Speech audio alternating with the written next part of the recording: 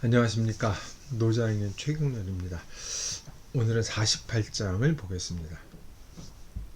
위학 일익하고 위도 일손이라 손지우손하야 이지어 무이라 무이 무불이라 취천하 상이무사라 급기유사면 부족이 취천하라. 해석을 먼저 해보겠습니다.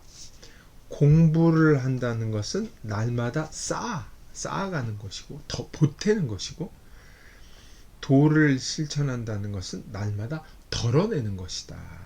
더하고 익과 손, 덜어내는 것이다. 덜어내고 또 덜어내서 무의, 아무것도 하지 않는 데 이르른다. 무의는 아무것도 하지 않으면서도 아무것도 되지 않는 일이 없다. 여기서 이제 끊겠습니다. 천하를 갖는다는 것은 항상 무사, 아무것도 일이 없어야 하는 것이다. 일이 있는데 미치게 되면, 일이 있게 되면 천하를 취할 수가 없다. 이렇게 되는 거죠. 요건 이제 앞뒤 1 첫 번째 부분과 두 번째 부분이 완전히 다른 문장인데 지금 이렇게 같이 묶여놨죠. 오늘 다른 문장을 묶어놓은 것이 왜 문제가 됐는지 이거를 눈여겨봐야 돼. 이제 아마 중점적으로 얘기를 해야 될 것 같아요. 이 문장의 핵심은 학과 도의 대조죠.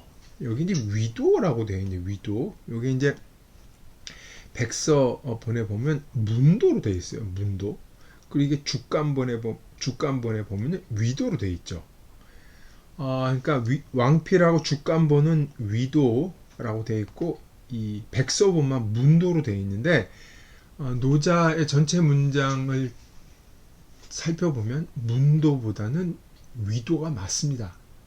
오리지널로 위도에 갖고, 그래서 문도라는 틀린 말은 아닌데 위도가 여기 훨씬 맞고 이 의미에 더 적합한 거죠. 문도는 그 노노의 조문도면 석사가이라 해서 이제 도를 들으면 그랬는데, 이 왕필본이나 오리지널 주간본은 노자는 도를 실천하도록 되어 있는 거죠. 약간 달라질 수 있고 이게 훨씬 낫습니다. 그러니까 공부를 한다는 것은 더해지는 것이고, 뭘 쌓아가는 것, 축적되는 것이고, 도를 행한다는 것은 더는 것이다. 그래서 학과 도를 대비시키고 있죠. 이게 굉장히 중요한 거죠. 도가에서는 반지성주의가 아주 강력한 이 사고 중에 하나다. 반지성주의. 우리 시대의 특징 중에 하나가 이 반지성주의인데, 광범위한 반지성주의가 지금 유포되어 있는데, 제가 반지성주의를 한번 말씀드린 적이 있어요. 다시는 언급하지 않겠습니다만은, 육아는 지성주의, 지적, 주지주의가 엄청나게 강한, 주지주의가 이 육아의 특징이죠. 그래서 선왕의 도, 선인들이 남긴 훌륭한 그 성인들이 남긴 문헌과 글을 익히는 것이 육아에서는 기본 전제입니다. 그걸 이제 선왕의 도라 그러죠. 그걸 익히는 게 기본이기 때문에 주지주의에서 육아에서는 글이 많단 말이에요. 기본적인 텍스트가 많은데 그걸 익혀야 된다. 그래서 학업이라고 그러죠. 여기서 업이라는 거는 정확히 말하면 선인 뭐라 그러죠? 선왕의 말씀이 기록되어 있는 책이라는 뜻이에요. 그래서 업이라는 거, 이제 업이 책이라는 것을 훈을 잘 안 하고 있는데, 학업 그러면 선왕이 남긴 글을 배운다. 수업도 선왕이 남기는 것을 학생에게 가르친다.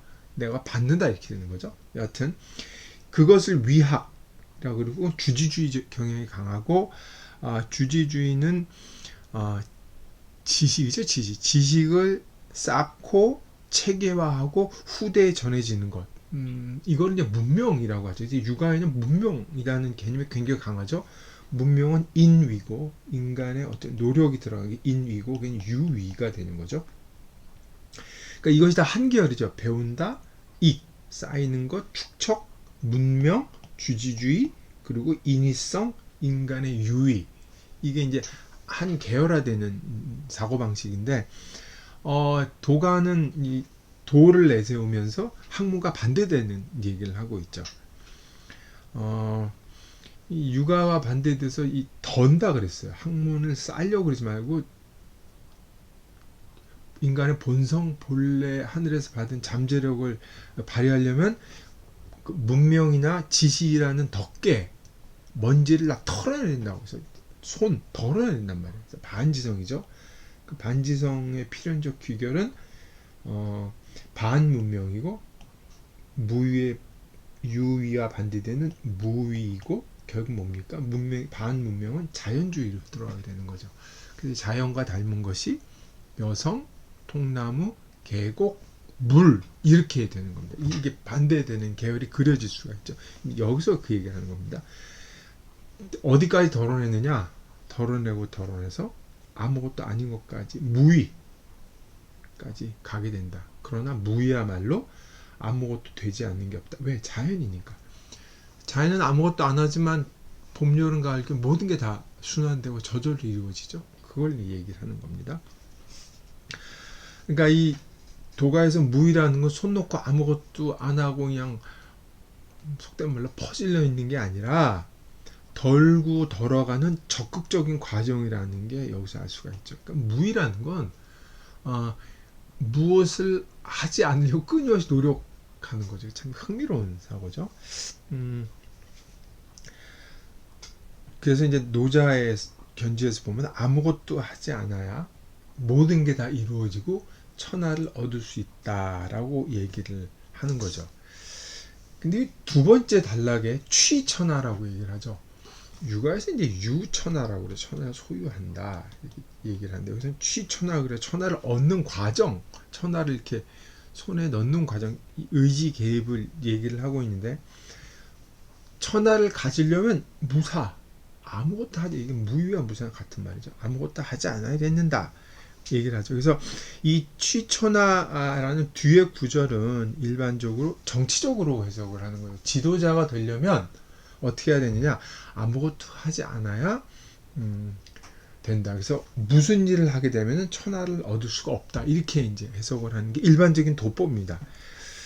그러니까 정치적 유위가 있고 그거와 반대되는 정치적 무위를 해야 이 세상을 얻는다. 이렇게 일반적인 도법이죠. 근데 이 무위를 통치자의 태도로 보질 않고 우리가 만족스러워 천하를 얻어서 온 세상을 다 가진 것 같아 하는 일반 어법으로 봐서 심리 상태 이 정도로 읽으면 어떨까 하는 생각도 해볼 수가 있어요.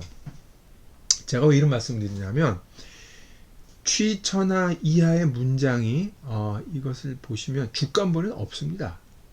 주간본에 그러니까 첫 구절만 있는 거예요. 무위, 무불위까지만 있고 이 뒤에 사실 절학무란 문장이 더 붙어 있어요. 이게 빠져 있는데 절학, 그렇죠?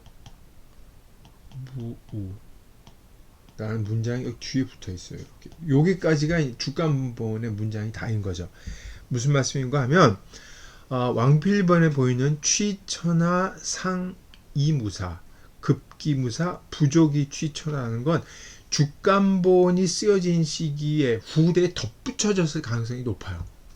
무슨 얘기인가 하면 백서본이 덧붙여지면서 정치적인 해석이 가미가 된 거죠. 그러니까 오리지널 텍스트에 후대의 정치적 해석이 가미가 되면서 앞에 문장까지 다 정치적 의미로 해석해보는 독법의 변화가 생긴 겁니다. 이게 아주 흥미로운 현상이라고 저는 생각을 하거든요. 그러니까 원래의 뜻은 그렇게 안 읽을 수 있을 가능성이 큰데 후대의 다른 의미가 덧붙여지면서 원래의 의미까지 잠식해 들어간 거죠. 이게 상당히 흥미로운 현상이라고 저는 생각을 합니다. 그래서 이 주간본과 백서본, 왕필본의 변화 차이를 추적해서 읽는 것도 노자를 읽을 수 있는 상당히 흥미로운 방법이 될 수가 있는 거죠. 두 번째는 절학무란 여기 문장이 들어가 있기 때문에 앞에서 우리 절학무 봤죠. 그렇다면 이 죽간본의 편집 체계는 백서본 왕필본과 완전히 다르다는 생각을 할 수가 있죠. 그러니까 우리가 지금 왕필본을 읽는 것도 왕필 시대에 재편집된 거라고 제가 늘 말씀드려요. 여기서 다시 한번 읽을 수 있죠. 그러니까 이걸 다시 뒤집어 얘기하면 노자를 읽을 때 현대인이 뭐 주석이나 아니면 의미 맥락 뭐 주어진 그 경전의 길을 따르지 말고 자기 나름대로 터득을 해서 뭐 재구성이라 해야 될까요? 그렇게 읽는 방식도 가능하다는 얘기죠. 물론 이제 여러 학자들이 다 온갖 걸 해봤기 때문에